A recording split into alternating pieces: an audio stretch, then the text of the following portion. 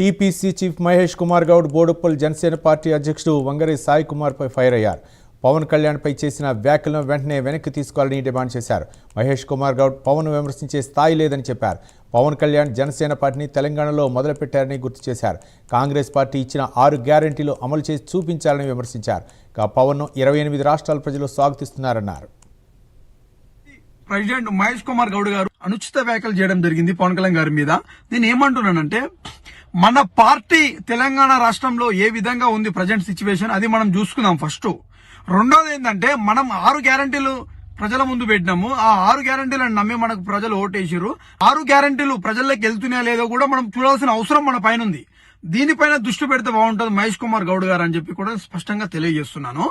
Janasena party అధినేత శ్రీ పవన్ కళ్యాణ్ గారు మీద మీరు చేసిన వ్యాఖ్యలు ఏమైతున్నాయో అవి ఇప్పుడే వెనుకకు తీసుకోవాలి. ఆ వ్యాఖ్యలు మీకు సూట్ అయితే తప్ప పవన్ కళ్యాణ్ గారికి సూట్ కానటువంటి పరిస్థితి అది. పార్టీ ఆంధ్ర పార్టీ అంటారు, ఆంధ్రలో చూసుకోండి అంటారు. వేరే పార్టీని అనే ముందు మన పార్టీ ఎక్కడ పార్టీ కూడా ఒకసారి ఆలోచించాల్సిన అవసరం ఉంది కదా మహేష్ కుమార్ గౌడ్ గారు. మన పార్టీ ఇక్కడ పార్టీ కాదా? మీ పార్టీ కాదు, కానీ మన పార్టీ జనసేన పార్టీ తెలంగాణ గడ్డ మీద 2014లో పుట్టింది. అదే రోజు నిండు సభలో పవన్ కళ్యాణ్ గారు కాంగ్రెస్ హటావ్ దేశ్ బచావ్ అన్నాడు. కావాలంటే యూట్యూబ్ ఓపెన్ చేసుకుని వీడియోలు చూసుకోండి.